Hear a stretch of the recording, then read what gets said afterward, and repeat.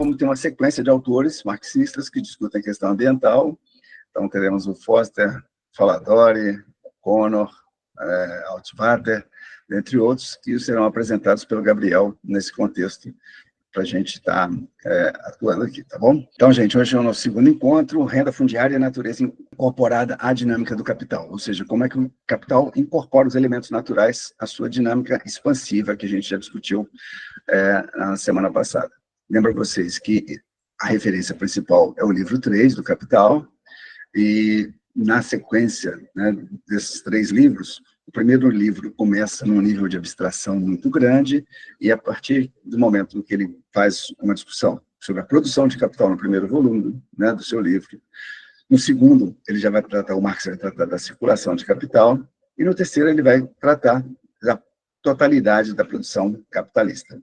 Portanto, é a partir desses elementos, dessa totalidade, que a gente discute a renda fundiária. Porém, como eu já tinha adiantado na nossa conversa prévia aí, a gente começa fazendo uma referência à questão do preço de produção, ou mais exatamente ao chamado problema da transformação. Faço uma pequena informação, que esse é um dos elementos que gera um bom debate, né, entre marxistas e não marxistas, mas adianto que as complicações que possam estar relacionadas à sua compreensão se devem muito justamente não à exposição do Marx, mas justamente ao fato dessa exposição tratar do caráter contraditório e que fundamenta a lógica de produção do capitalista. Aquela dinâmica que eu já mencionei para vocês entre aparência e essência, ou seja, aquilo que se dá aos nossos, com a nossa compreensão imediata, pode não revelar de forma tão profunda a dinâmica do capital, ela se traduz nessas observações que a gente vai trazer hoje, nesse estudo que a gente vai fazer hoje, de uma maneira extremamente enfática. E esse ponto fica muito claro na questão da transformação dos valores em preço de produção e, na sequência, a discussão sobre a renda fundiária, que hoje é o nosso tópico também. Então, dando sequência, eu vou estar lendo apresentando uma parte do texto, fazendo uma explicação, mas depois eu trago umas tabelinhas que ajudam a compreensão desse texto que a gente está discutindo, certo? Então, alguns conceitos aí, que já estão sendo apresentados, justamente esse que está destacado aí, é a questão da composição orgânica do capital. E também a gente destacou aí, as taxas de lucro diversas são compensadas entre si por meio da concorrência numa taxa geral de lucro, que representa a média de todas aquelas taxas de lucro distintas. Então, o que eu tenho que trazer para vocês como informação nesse momento? Primeiro, que ao discutirmos o livro 1, nós verificamos que existe uma tendência expansiva do capital por ser produção de dinheiro gerando mais dinheiro. E, nesse sentido, o capital tem que encontrar no mercado uma mercadoria que seja capaz de, por meio de seu valor de uso, produzir uma riqueza maior do que aquela que ela custou ao capital. Essa riqueza maior chama-se mais valor, e ela é produzida por meio da força de trabalho. Eu saliento que a economia política clássica afirmava que o trabalhador vendia o seu trabalho ao capital. O Marx vai justamente aprofundar de maneira crítica, se apropriando, inclusive, de alguns elementos da economia política clássica, mas subvertendo-os e superando-os de uma forma muito profunda, ao dizer justamente, ao concluir, melhor dizendo, né, ao verificar, que o trabalhador não vende o trabalho, ele vende a sua força de trabalho por uma determinada jornada de trabalho, um período de tempo. E durante esse período de tempo que ele recebe um salário, ou seja, o preço da força de trabalho, ele acaba por produzir uma riqueza maior do que esse seu valor da força de trabalho custou ao capitalista. Daí, então, a gente discutiu já na semana passada a dimensão do mais-valor como essa fonte da exploração capitalista, consequentemente, fonte da acumulação permanente de capital. Então, a gente faz uma referência a esse momento aí, para dizer justamente que, ainda que a produção capitalista seja produção de valor, mais exatamente, produção de mais valor, a gente vai verificar no decorrer da nossa conversa de hoje que no processo de transformação dos valores em preço de produção, que eu já explico o que é, acaba acontecendo uma situação que cada capitalista individualmente acaba por não vender sua mercadoria pelo valor, ou pelo mais valor que foi gerado na sua unidade produtiva, ou seja, na sua empresa, na sua indústria. Devido a mecanismos de concorrência mercantil, ou seja, do mercado, acaba havendo, né, uma compreensão dessa dinâmica da repartição da riqueza social na forma de mais valor, como se todos os capitalistas fossem sócios de uma única e grande empresa que produzisse a totalidade do valor, a totalidade da riqueza social. E cada um vai retirar dessa riqueza social o equivalente ao que colocou nesta imensa riqueza social, com base não necessariamente no mais valor produzido, mas em uma taxa média de lucro, que é o que a gente vai estar discutindo logo na sequência, certo? Então, esses elementos aí são os elementos que nos introduzem a esse tema da transformação, ou melhor dizendo, do problema da transformação dos valores em preço de produção. Então, no livro 1, o Marx tratou da produção de valor, de mais valor, força de trabalho explorada. No livro 3, ele vai verificar como é que esse mais valor se realiza. E como ele não se realiza de uma forma imediata, ele acaba se realizando por meio dos preços de produção, e logo, logo vocês vão estar compreendendo de uma maneira mais adequada, certo? Seguindo, o capitalista, nesse sentido, ele se move no mercado com um único objetivo. Qual que é o objetivo? A taxa de lucro. Esse elemento que também vamos destacar já no nossa explicação, nossa exposição mais detalhada na sequência, é esse o movimento do capital, o movimento que interessa a cada capitalista. Tá? Porém, justamente por conta dessa sua transformação do valor em lucro, ou melhor dizendo, valor em preço de produção, a gente vai verificar uma situação em que a produção capitalista, enquanto produção de mais valor, enquanto exploração da força de trabalho, ela acaba ficando obscurecida, ou, como bem refere o Marx, ela acaba sendo mistificada, certo? Então, esses elementos é que nos permitem avançar nessa compreensão do problema da transformação.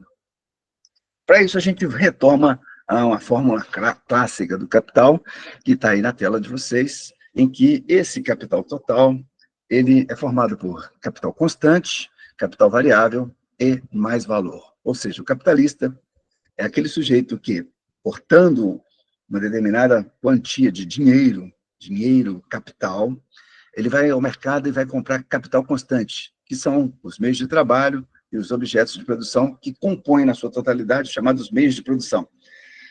As fábricas, o maquinário, a tecnologia toda empregada, isso aí vai fazer parte, né, do capital constante. É constante porque, ao ser utilizado, ele tem apenas o seu valor transferido para a mercadoria. Ele não cria um valor. Por outra parte, o capitalista também precisa de fazer esses meios de produção funcionarem, e ele faz isso não só, né, por meio dessa compra, mas principalmente por compra de uma mercadoria que está disponível no mercado, que é a força de trabalho, a qual ele vai pagar um salário. Esse salário sendo entendido como o valor da força de trabalho, ou seja, quanto custa para aquela força de trabalho ser reproduzida, o próprio trabalhador e sua família, de forma que aquela lógica reprodutiva do capital, ou melhor dizendo, da força de trabalho, seja permanente. Essa força de trabalho é entendida como um capital variável, e justamente porque, ao adentrar no processo produtivo, essa força de trabalho vai produzir um valor a mais do que ela custou ao capitalista. Esse valor a mais, também conhecido como mais-valor ou mais-valia, é justamente representado nessa fórmula aí pela letra M, certo? Então, ao final do processo, o objetivo do capitalista é justamente comprar, né? Ao ter comprado capital constante, capital variável, colocá-los para produzir, e com isso obter um valor a mais do que ele obtinha no início do processo. Esse mais-valor representado pela letra M. Então, essa seria a fórmula básica do capital.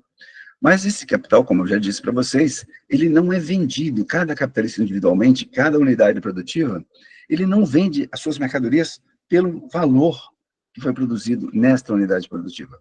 Ele faz parte de uma cota da riqueza social que está na forma de valor, e que é isso que a gente tem que avançar para a compreensão no próximo slide. Antes disso, vamos fazer essa continha aí, isso que nos ajuda. Então, como costumo alertar, qualquer conta complicada aí, né? Eu sou de humanas, é brincadeira, né? Essas aí não são nada complicadas, e a gente vai estar desvendando para vocês aí. Nessa dinâmica aí, a gente está vendo que esse capitalista que a gente está tratando nesse nosso esquema, ele gastou 100 unidades monetárias com capital constante. Gastou 200 unidades monetárias com o capital variável, ou seja, com o salário dos seus trabalhadores. E a gente está supondo, aqui no nosso exemplo, que haja uma taxa de mais-valor de 100%. O que é essa taxa de mais-valor?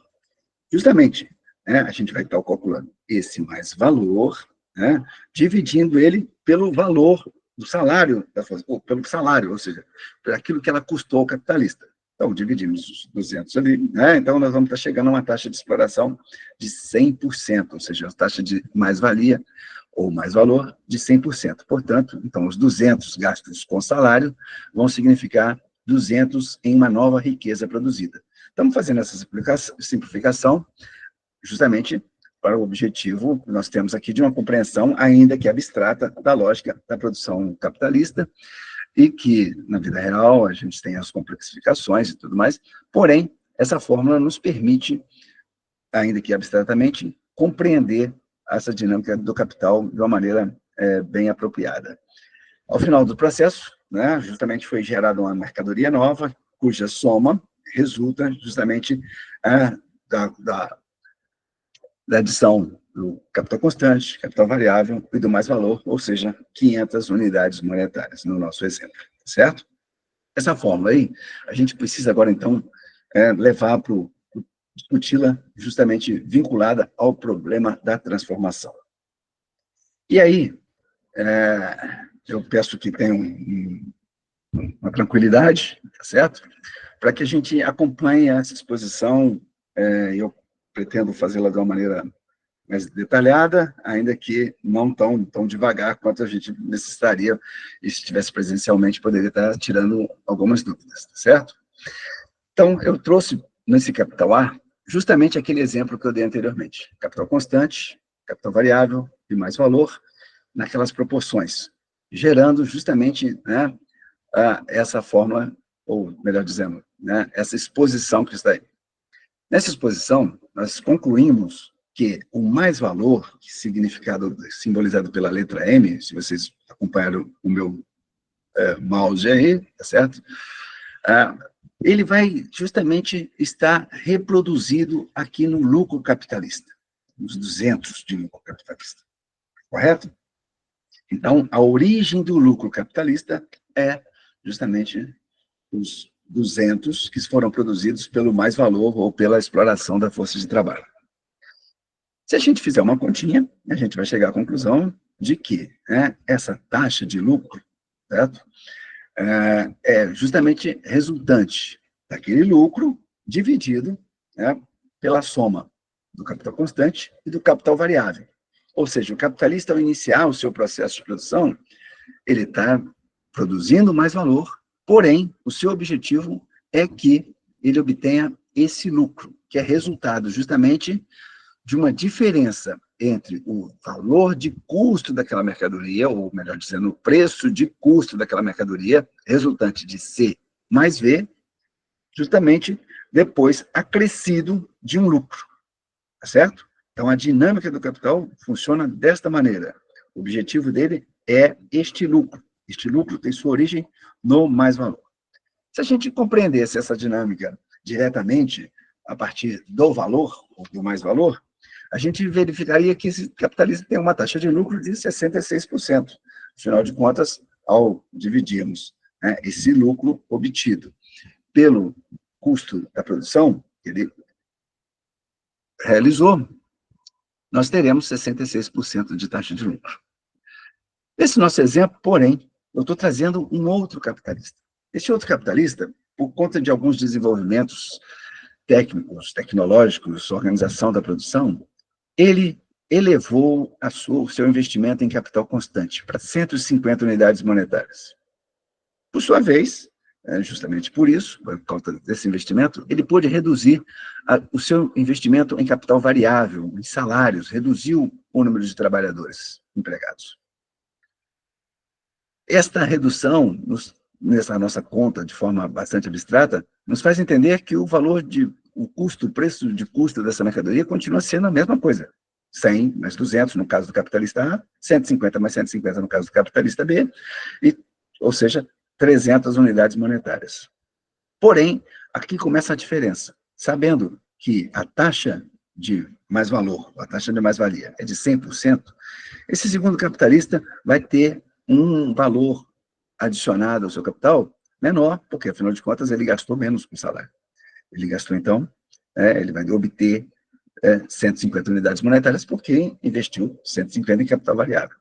Portanto, se considerarmos unidades monetárias e que sua mercadoria vale, somamos também todos os capitais e o mais-valor, capital constante, capital variável e mais o mais-valor, chegamos ao valor total de 450 como o resultado do valor dessa sua mercadoria. Portanto, ele tem uma taxa de lucro de 50%.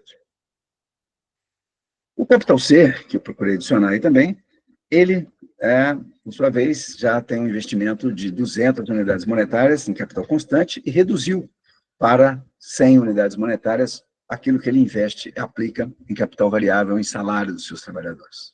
Por conta justamente disso, com uma taxa de mais-valor de 100%, ele obtém uma mais-valia de 100 unidades monetárias, totalizando, então, justamente o valor total dessa mercadoria de 400 unidades monetárias e um lucro de 100, uma taxa de lucro de 33%. Esse aí seria um exemplo, de uma maneira muito abstrata, de como é que esses capitais estão se organizando. Porém, nós estamos verificando que estamos tendo diferentes taxas de lucro diferenciadas. E a realidade não nos leva a concluir que isso se efetive, ou seja, existe uma dinâmica que torna essa taxa de lucro mais equilibrada, mais igualada na sociedade. E aí é que está justamente a questão do problema da transformação. Ou seja, os capitalistas não vendem imediatamente as suas mercadorias por aquilo que é o seu valor total, que está representado nessa coluninha do igual aí, 500, 450 e 400, certo? Também não faria sentido um capitalista aumentar a sua produtividade, a produtividade dos seus meios de produção, se, ao final das contas, ele tivesse uma taxa de lucro menor. Portanto, aqui é justamente que entra o desafio da compreensão do problema da transformação. E aí, o movimento dos capitais, que a gente não vai ter como aprofundar aqui, mas esse movimento dos capitais faz com que os capitais se desloquem para aqueles setores que são mais lucrativos, ou seja, eles abandonem aqueles setores menos lucrativos, e nesse contexto de grande mobilidade do capital, uma mobilidade permanente, ainda que aquela parte inicial da nossa equação não tenha sido modificada, os capitais, ao se moverem, isso não acontece de uma maneira imediata, tá? Esse movimento dos capitais estabelece uma taxa média de lucro. E essa taxa de média de lucro vai estar justamente no capital B, que é aquele que representava a média dos 3 capitais que nós estamos discutindo aqui, apresentando aqui. Seria, então, uma taxa média de 50%. Isso acarreta uma mudança, ou seja, uma situação em que o valor total das mercadorias acaba se igualando ou se aproximando. No nosso caso aqui, em termos abstratos da nossa explicação, ele acaba se igualando, certo? E o lucro de cada capitalista também acaba se igualando. Afinal de contas, todos eles estão agora vendendo suas mercadorias por 450 e todos eles têm um preço de custo C mais V igual em 300 unidades monetárias. Ainda, então, que o mais-valor produzido por cada um deles tenha sido distinto, houve, graças ao movimento dos capitais no mercado, ao movimento da concorrência, houve uma igualação, uma equiparação, uma criação de uma taxa média de lucro, certo? E essa taxa média, então, se repercute justamente nos preços de produção. Então, concluindo esse elemento aqui, os preços de produção, então, são justamente isso. O que é o preço de produção? O preço de custo para cada capitalista adicionado da taxa média de lucro. Qualquer capitalista, ao adentrar no mercado, vai ter em mente essa taxa média. Essa taxa, logicamente, ele vai tentar aumentá-la além dessa média, mas o objetivo desse capitalista é se mover a partir, né, do movimento para aqueles setores que estão mais valorizados, ou valorizando mais o capital, e esse movimento acarreta justamente a formação de uma taxa média de lucro. Conforme vocês podem verificar, as mercadorias acabaram não sendo produzidas ou vendidas pelo valor inicial, ou seja, pelo seu valor, certo? Porém, né, nós vamos verificar que, ainda que elas não tenham individualmente sendo vendidas pelo seu valor, na sua totalidade, o valor total criado e o lucro total criado são iguais, certo? Então, aqui é a questão do problema da transformação, que gera muitos debates e tudo mais, mas a gente justamente discute que, ao transformar o valor em preço de produção, há uma discrepância em cada unidade produtiva, para cada capital privado aplicado, para cada empresa, para cada indústria. Porém, a totalidade do mais-valor criado, que está aí, valor total criado de 450 unidades, ela é, né, a mesma daquela taxa de lucro total, ou seja, do lucro total criado. Portanto, aquilo que o lucro faz, ou melhor dizendo, né, o estabelecimento de uma taxa de lucro, e, portanto, um preço médio, um preço chamado justamente o preço de produção, ele transfigura o valor. Ao mesmo tempo que ele nos permite revelar o valor das mercadorias, ele oculta como se fosse algo criado pelo próprio capital, resultante do próprio capital, e não da exploração da força de trabalho. Esse é um elemento extremamente importante para a gente considerar, ou seja, a transformação dos valores em preço de produção acabam escurecendo ou deixando opacos a verdadeira exploração do capitalista, fazendo com que, aparentemente, a aparência do movimento seja justamente que o lucro resulte de um movimento do capital, e não aquilo que ele essencialmente é, ou seja, resultante da exploração da força de trabalho do mais-valor criado. Certo? Feita essa observação, a gente precisa indagar agora, afinal de contas, já que, né, o lucro total e o valor total criado coincidem, e não há nenhuma situação de criação do valor a partir do nada, de onde, então, né, a gente verifica que viria essa situação de alteração ou de mudança nesse padrão de distribuição da riqueza social.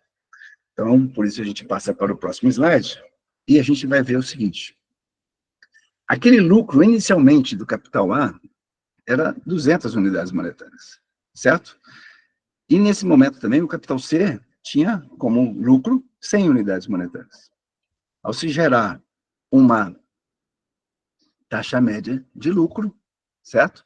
Houve uma transferência daquele capital A, menos produtivo, ou seja, com uma produtividade menor, com menor quantidade de meios de produção instalados, ele, no caso, transferiu uma parte da riqueza por ele gerada na forma de mais valor para o lucro do capital C, certo?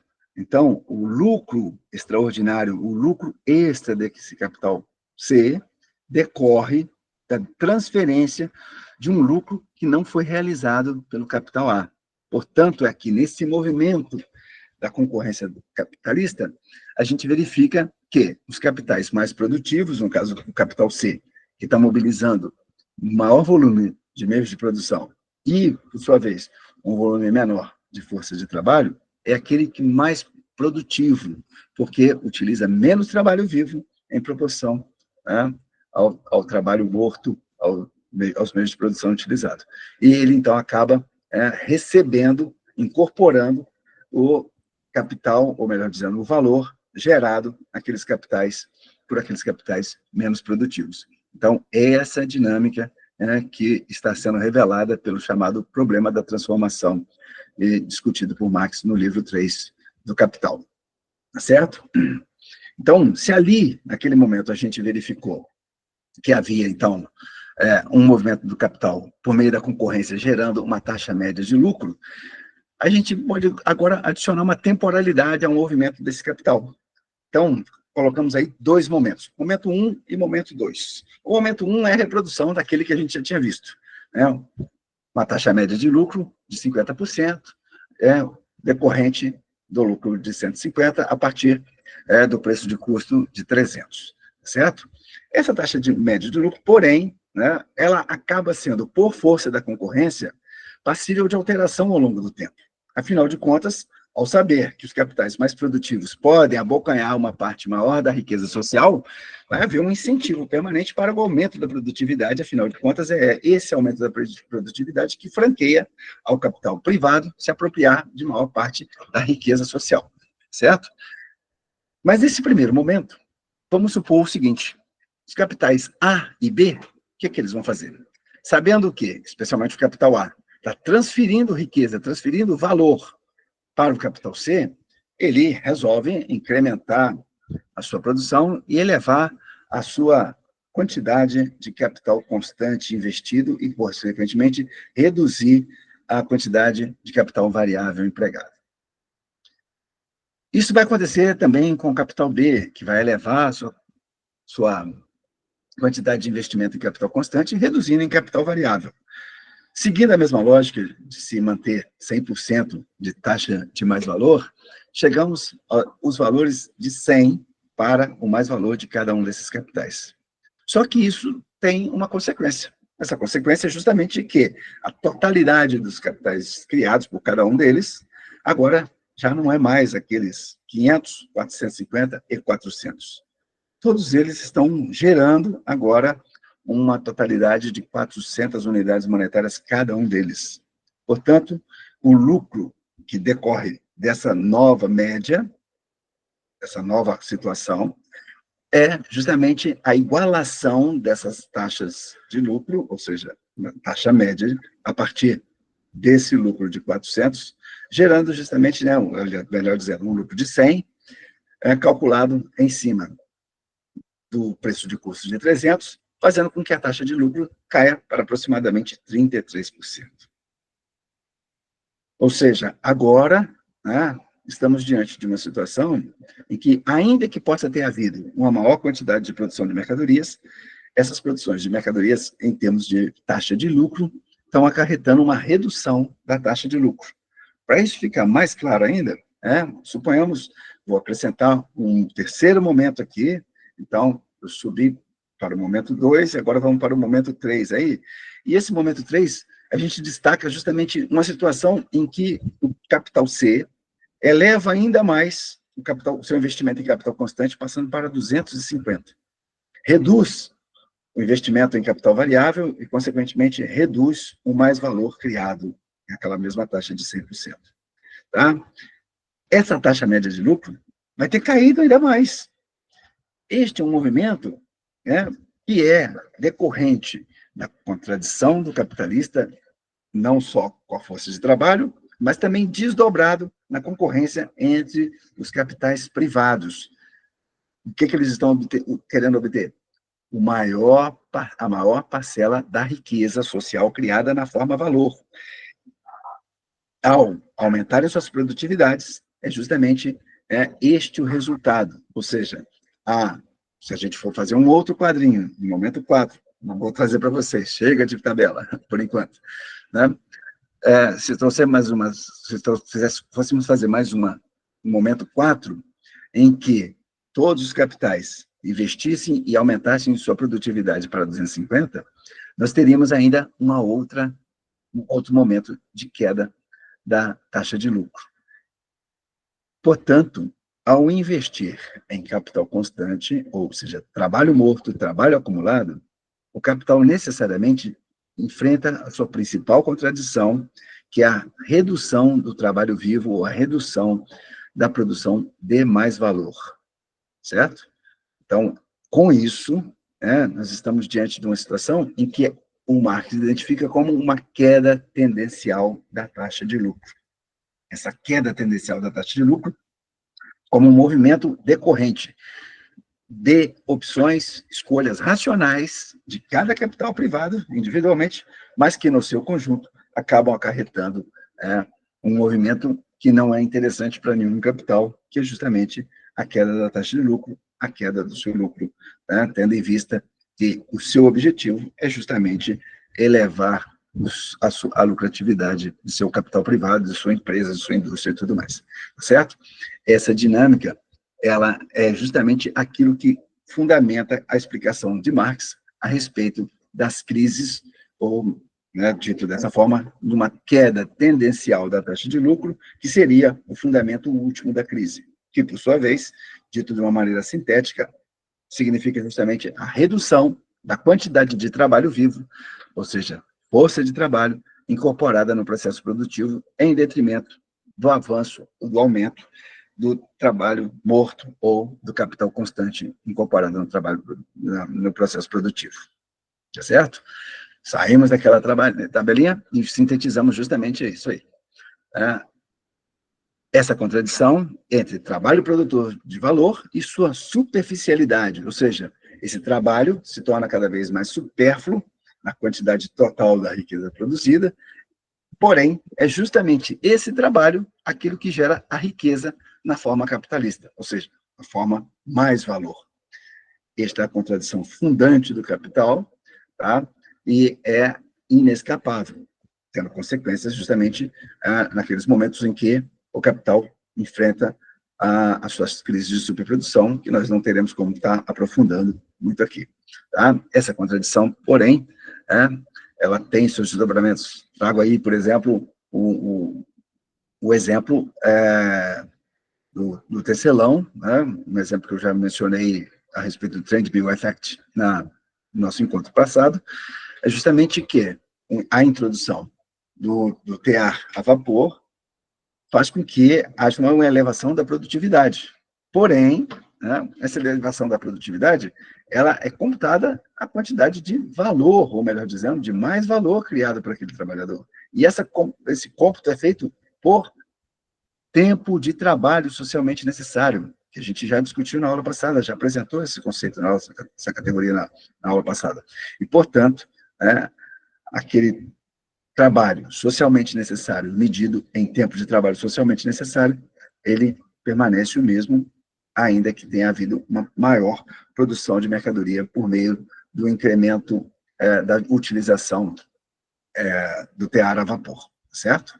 Esse movimento capital, ele é incontrolável. Cada capitalista vai perseguir a elevação da produtividade, porque por meio da elevação da produtividade, conforme a gente viu, ele consegue se apropriar de parte da riqueza social de outros capitalistas, tá certo? Então, apenas para lembrar aqui, por que a vantagem para o capital privado ao elevar sua produtividade? É porque ele incorpora, ou seja, ele traz para si parte da riqueza gerada por outro capital privado. Então, esse é o movimento da concorrência. Mas todos eles, não podemos esquecer, são resultantes de quê?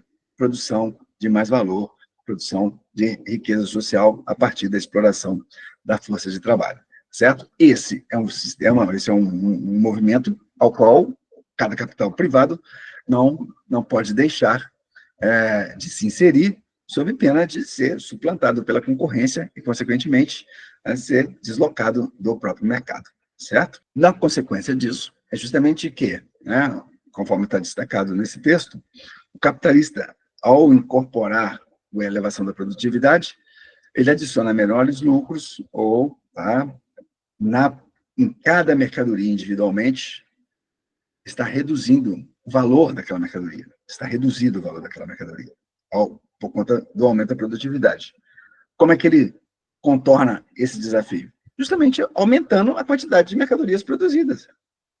Se o valor unitário de cada mercadoria produzida é reduzido, porque tem menos trabalho vivo incorporado, só tem uma saída para o capitalista.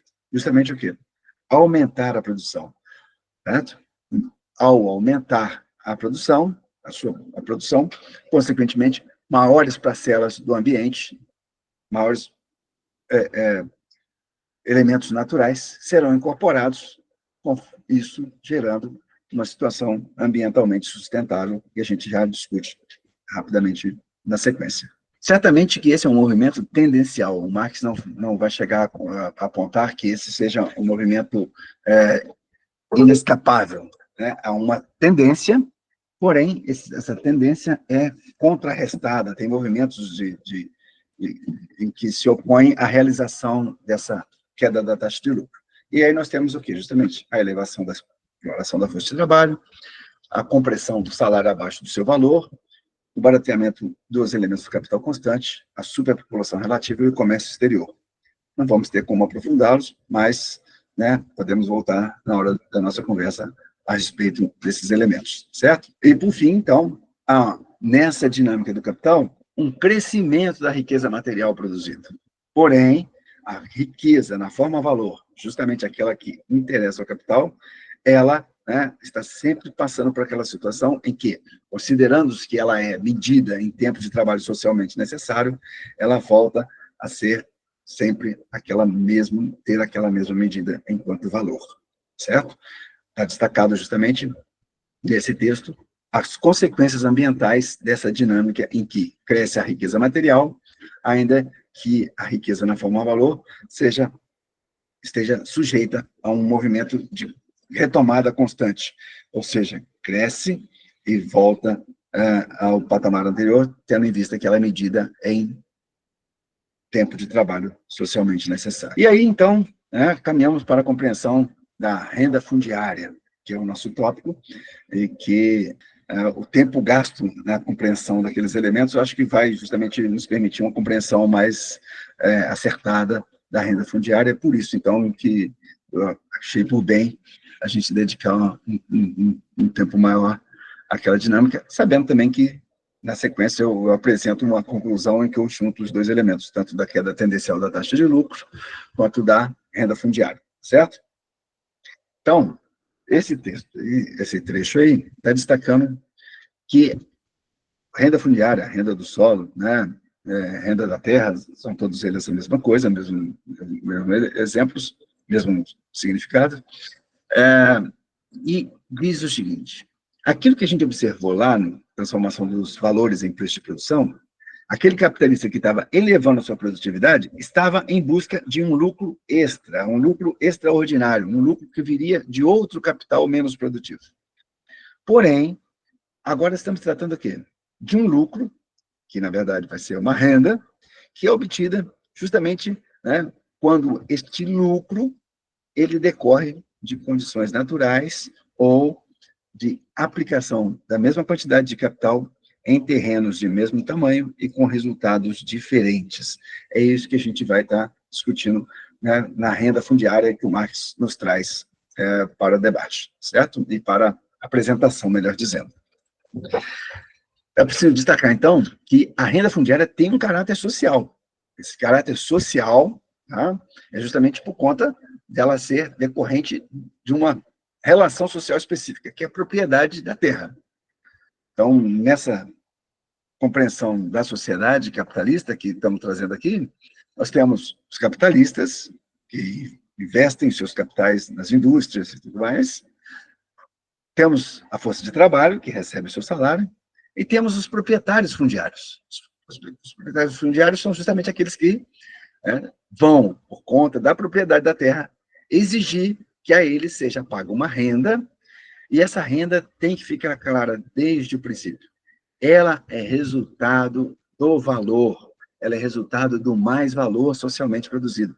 Ela não nasce da terra, ela não nasce da natureza, ela não nasce do solo, ela nasce justamente o quê? Da riqueza social, da exploração da força de trabalho, que ao ser repartida pela totalidade, né, dos capitais dos proprietários fundiários, ela acaba justamente se configurando como tal, ou seja, como uma renda da terra.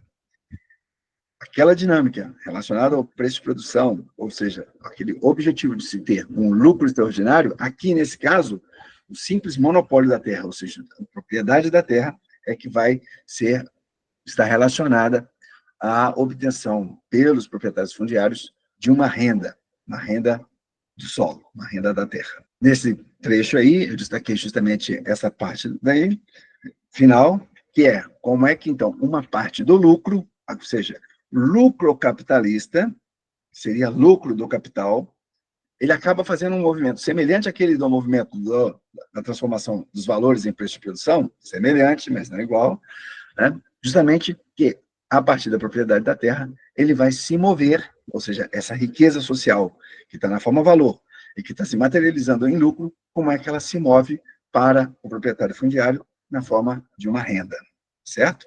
Então, esse é o objetivo da nossa compreensão. Essa compreensão, para ficar mais clara, a gente vai estar discutindo, inicialmente, a renda diferencial.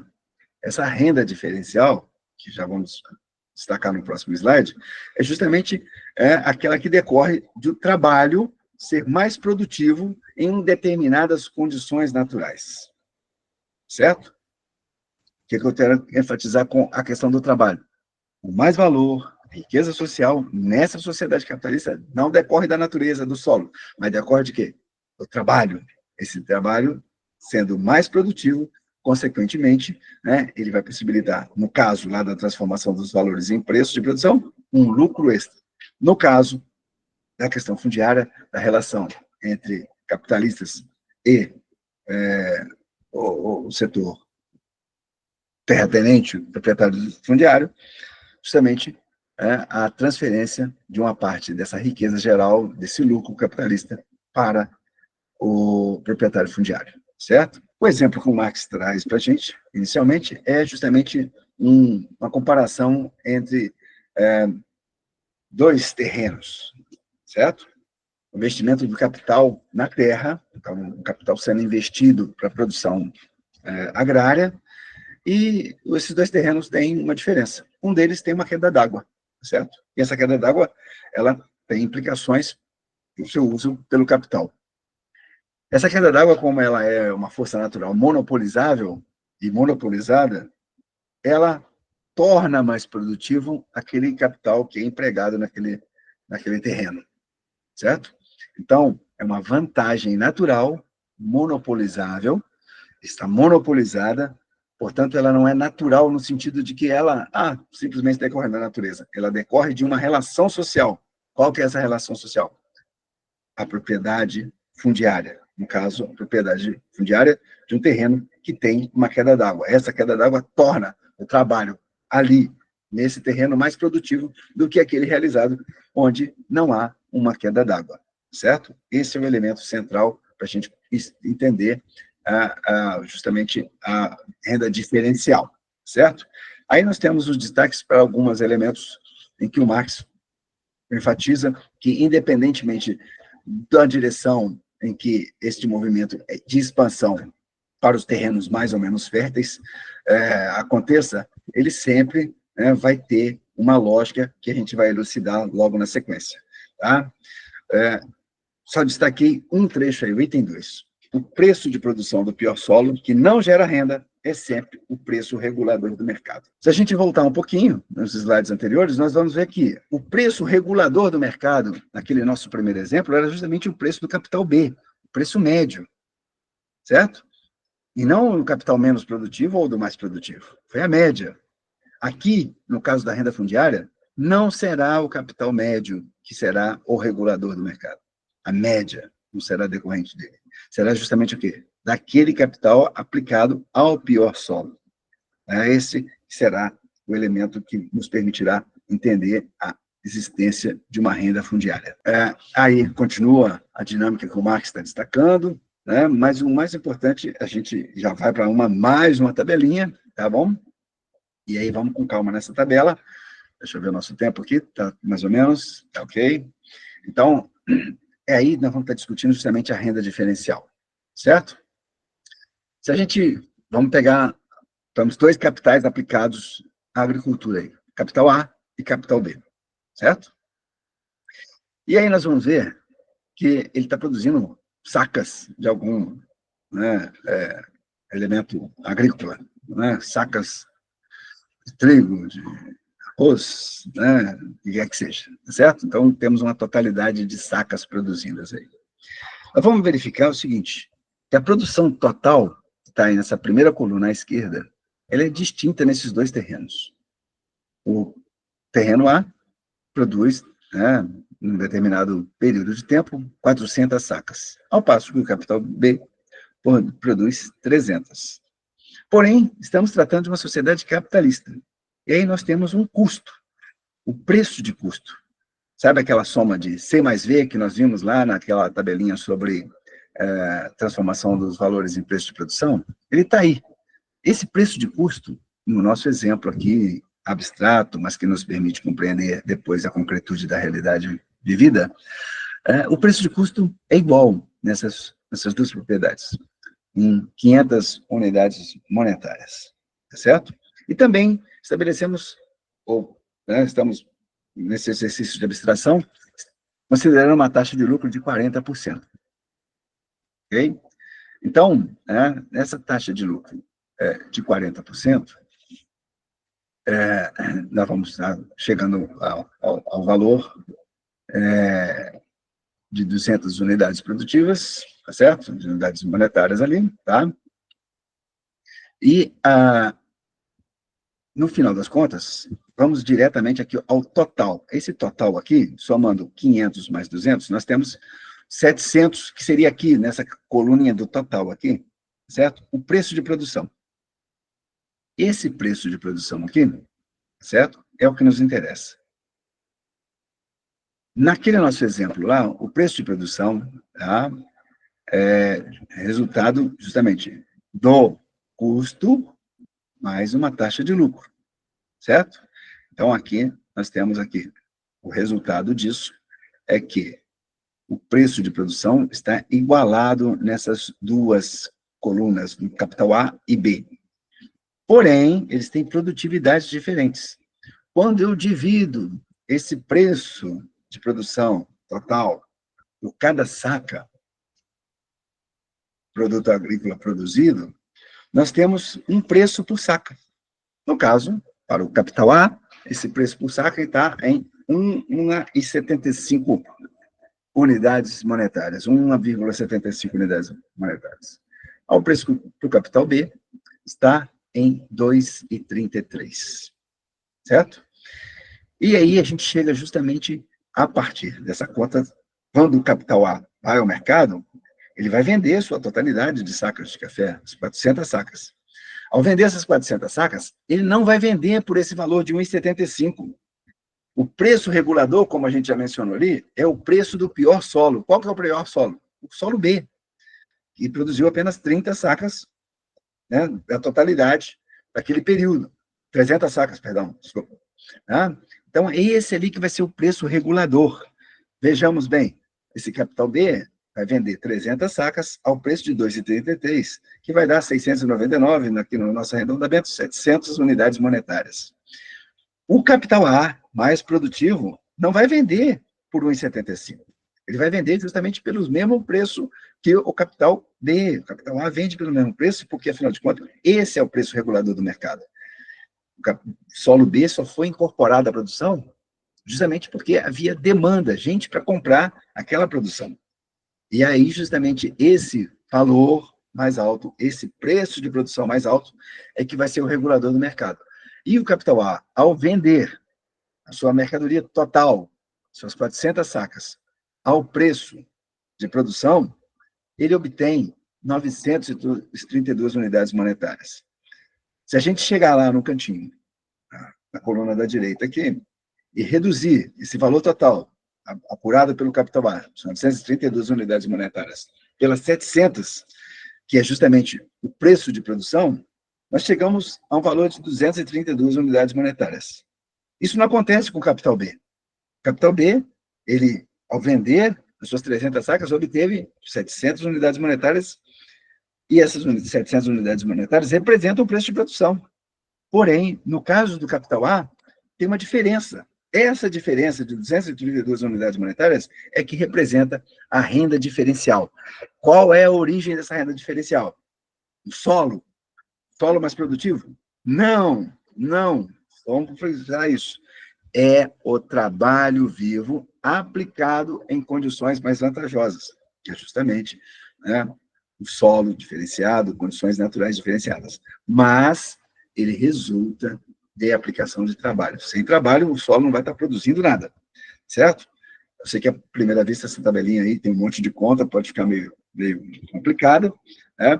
Mas a gente já vai dar um passo que vai nos permitir compreendê-la melhor, mais do que a conta, permitir compreender o movimento, né, e que nos interessa verificar na nossa conversa de hoje. Passando mais uma vez, vamos supor a seguinte situação, que além dos solos A e B, agora tenhamos um solo C, menos produtivo ainda. O que seria, o que decorreria esse movimento? Suponhamos que a produção agrícola agora, né, tem uma demanda maior, aumentou a população, aumentaram uma série de elementos da produtividade social, e que é agora passível incorporar um outro solo, um solo menos fértil. Esse solo menos fértil produz apenas 400 sacas por período. E nós vamos ver que estamos mantendo todas as outras unidades semelhantes. O custo por hectare, a taxa de lucro, tudo mais, certo? E nós chegamos, então, justamente a um total, ou, né, o preço de produção, para todos eles, agora, né, igualados em 700 unidades monetárias, todos eles resultando da soma do preço de custo mais a taxa de lucro, ok? Preço de custo mais a taxa de lucro, chegamos ao valor de 700 unidades monetárias. Porém, quando vamos fazer o preço por saca, nós vamos verificar que agora o preço por saca subiu para 3,50 unidades monetárias. Ok? Certo? Vamos fazer a divisão dos 700 pelas 200 produzidas pelo solo C. Qual é o solo que passou a ser o regulador do mercado? A média? O solo B? Não, gente. Né? Aqui não funciona o mesmo mecanismo da transformação dos valores em preço de produção. O solo pior, menos produtivo, é o que é regulador do mercado. Portanto, o preço de produção total vai ser regulado por esses 3,50 unidades, por essas 3,50 unidades monetárias. Quando o solo C vai vender a sua produção ao mercado, as 200 sacas, ele vai apurar o valor de 700 unidades monetárias. O solo B, que antes estava numa situação de ser o pior solo, de ser o solo regulador, agora, ele que não tinha renda diferencial, passou agora a ter uma renda diferencial, certo? Porque agora, o custo dele, que era 2,33, permaneceu 2,33, só que ele está vendendo a saca agora a 3,50, portanto, apurando um valor maior, de 1.050 unidades monetárias, e tendo, então, uma renda diferencial de 350 unidades monetárias. E o solo A, que tinha uma renda diferencial mais baixa, agora também teve sua renda ampliada, sua renda diferencial, que passou a ser 700 unidades monetárias. Volto a frisar, decorrência de fatores naturais? Não. Elementos naturais incorporados a uma lógica social, lógica da propriedade fundiária. É essa propriedade fundiária que faz com que o pior solo seja o regulador do mercado. Afinal de contas, estamos considerando que o solo C só vai entrar na produção, só vai fazer parte da produção se a sua produção for absorvida pelo mercado, senão ele não vai entrar na produção. Então, no nível de abstração que estamos trabalhando, esse solo C entrou no mercado, entrou na produção, o resultado será absorvido, comprado pelos consumidores em geral, e, consequentemente, é esse seu preço de produção que passa a ser o regulador do mercado. E, portanto, aí gera uma renda fundiária, que é, no caso, uma renda diferencial, lembrando que os outros solos, então, são esses que estão incorporando por sua produtividade, ou melhor dizendo, pela produtividade do trabalho neles aplicadas, justamente uma renda diferencial, certo? Que seria o equivalente àquele lucro extra, no caso da transformação dos valores em preço de produção, mas que aqui decorre do fato do pior solo menos fértil, ser o preço regulador. Depois eu disponibilizo essas tabelas para vocês para darem uma conferida, certo? Então, voltando a frisar, o elemento central aqui é justamente aqui. A barreira imposta pela propriedade fundiária é que faz com que haja justamente uma transferência dessa riqueza para produzida socialmente na forma de mais valor, né, para esse capital fundiário, para o latifundiário. É esta a origem da renda fundiária. Mas aí, o Marx estava naquela situação. Afinal de contas, tá bom. Afinal, como é que a gente... seria essa mais ou menos a dúvida do Marx, né? Mas se, à medida que são incorporados os solos, certo?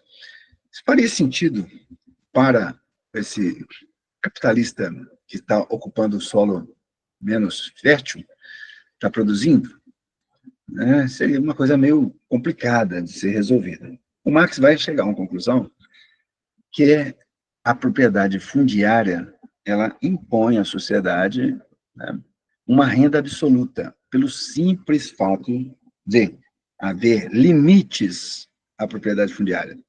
O que são esses limites? A quantidade de terras disponíveis, ela é limitada. Por conta dessa limitação natural, porém, condicionada a uma condição social, que é esta terra ser propriedade, o proprietário fundiário pode impor uma barreira social em que ele só permitiria vender, alugar sua terra, né, desde que recebesse uma renda fundiária.